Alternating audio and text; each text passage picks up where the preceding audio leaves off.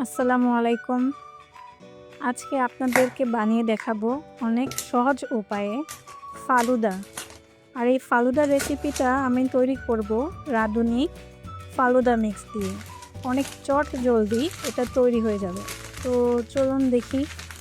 এখানে প্যাকেটের মধ্যে প্রথমেই আমরা দেখতে পাচ্ছি একটা সাবুদানা, চিনি, নুডলসের কিছু মিশ্রণ আছে। আর আছে ২ রকম জেলি, ২টা কালারের। আচ্ছা, চলুন এখন শুরু করা যাক। ২৫০ গ্রামের পানি নিয়ে নিলাম একটি পাত্রে জেলি তৈরি করার জন্য।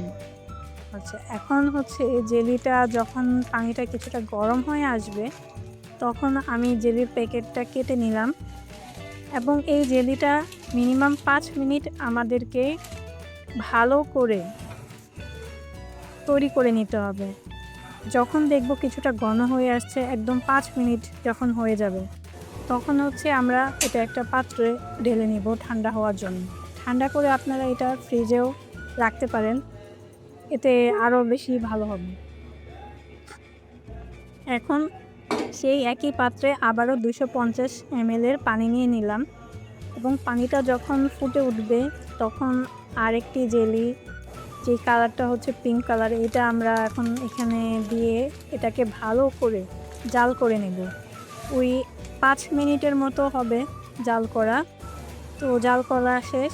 এখন আমি এটা আরেকটি পাত্রে ঢেলে নিব এবং এটিও ঠান্ডা হওয়ার পর আমরা ফ্রিজে সংরক্ষণ করব। ফ্রিজে সংরক্ষণ করলে হয় কি, আপনার জেলিটা সুন্দর মতো সেট হবে। যদিও রাঁধুনি ফালুদা মিক্সের জেলিটা অত ভালো সেট হয় না আগার আগার পাউডারের দ্বারা যতটা হয়। এখন আরেকটা পাত্র নিয়ে নিলাম। এটাতে এখন দিয়ে দিব ১ লিটার দুধ। আমি নিয়েছি প্রাণের এই দুধটা। আপনারা যে কোনো দুধ ব্যবহার করতে পারেন, গরুর দুধ অথবা আড়ং অথবা পাউডার দুধও ইউজ করে এটা তৈরি করতে পারেন। এখন দুধটা আমি জাল করে নিব যতক্ষণ না এটা ভালো মতো জাল হচ্ছে। এখন জাল হয়ে গেছে দুধটা। এখন হচ্ছে আমি এটাতে ওই ফালুদা মিক্সের যে মেন উপকরণ, নুডলস, চিনির মিশ্রণ, সাবুদানা, এটা দিয়ে ভালো করে জাল করে নিব যতক্ষণ পর্যন্ত না এই সবগুলো উপাদান ভালো করে সিদ্ধ হয়। যখন দেখব সিদ্ধ মোটামুটি হয়ে গেছে, আর একটু অপেক্ষা করব যেন এটি ভালো মতো সেট হয়ে যায়, কিছুটা ঘন হয় আর কি। তাহলে ফালুদাটা খেতেও ভালো হয়। যখন দেখব মোটামুটি ঘনত্ব চলে আসছে, ভালো করে নাড়তে হবে। এই তো এখন হচ্ছে একদমই সেট হয়ে গেছে ফালুদা তৈরির জন্য। মেন উপকরণটা আমাদের তৈরি হয়ে গেল। এখন আমরা বাকি কাজটা করতে পারবো। এখন জেলিটা আমি ফ্রিজ থেকে নামিয়ে নিলাম। এখন কেটে নিব। আপনাদেরকে বলেছিলাম তখন, জেলিটা হচ্ছে যতই আপনারা ফ্রিজে রাখি বা ঠান্ডা করে নিই, কিন্তু যদি আমি এটা আগার পাউডার দিয়ে আলাদাভাবে জেলি তৈরি করে নিতাম, তাহলে এটা একদম ভালো করে সুন্দরভাবে সেট হতো, দেখতেও আরও বেশি সুন্দর লাগতো। কিন্তু এটা মোটামুটি হয়েছে, কিন্তু ওই রকম দানা দানা ভাব যেটা হয় আর কি, ওইটা এখানে হয়নি। আমি সামনে আপনাদেরকে ওই রেসিপিটাও দেখাবো কীভাবে পারফেক্ট জেলি তৈরি করতে হয়। এখন ওই পিঙ্ক কালারের জেলিটাও কেটে নিব সমানভাবেই। আমার যেমনটা মনে হচ্ছে কেটে নিলে ঠিক হবে। আপনারা আপনাদের অনুযায়ী যেরকম পছন্দ সেভাবে কেটে নেবেন। জেলিটা হচ্ছে ফালুদার টেস্টটাও অনেকটা বাড়িয়ে দেয়, আর দেখতেও অনেকটা সুন্দর হয়, কালারফুল, একদম দেখতে পারফেক্ট আর কি। যার কারণে এই তো এটা মোটামুটি হয়েছে আগেরটার তুলনায়। তারপরও ওই রকম দানা দানা পুরোপুরি ভাবটা আসে না। আচ্ছা, এখন হচ্ছে আপনাদের পছন্দ মতো আপনারা এটা সাজিয়ে নেবেন। আমি একটা গ্লাসের মধ্যে সাজিয়ে নিচ্ছি। আপনারা চাইলে বড় কোনো পাত্রে একসাথে সবগুলাও সংমিশ্রণে তৈরি করে নিতে পারেন, আবার ছোট কোনো বাটি ওইটাতেও সেট করে নিতে পারেন।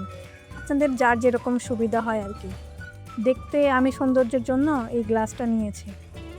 আর আপনারা উপাদানগুলো আপনাদের পছন্দ মতো ইউজ করবেন। বিভিন্ন রকম ফল ইউজ করতে পারেন। আমি এখানে ৩ রকম ফল ইউজ করেছি: আপেল, স্ট্রবেরি আর আঙুর। এখন আপনারা যেগুলো যেগুলো ইচ্ছা ইউজ করতে পারেন।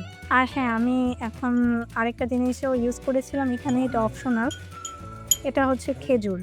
এটা আমার মনে হচ্ছে যে খাবারটার পুষ্টিগুণ আরও বাড়িয়ে তুলবে, যার কারণে আমি এটা ইউজ করেছিলাম। আপনারাও চাইলে ইউজ করতে পারেন হাতের কাছে যদি থাকে, এটা অপশনাল আর কি।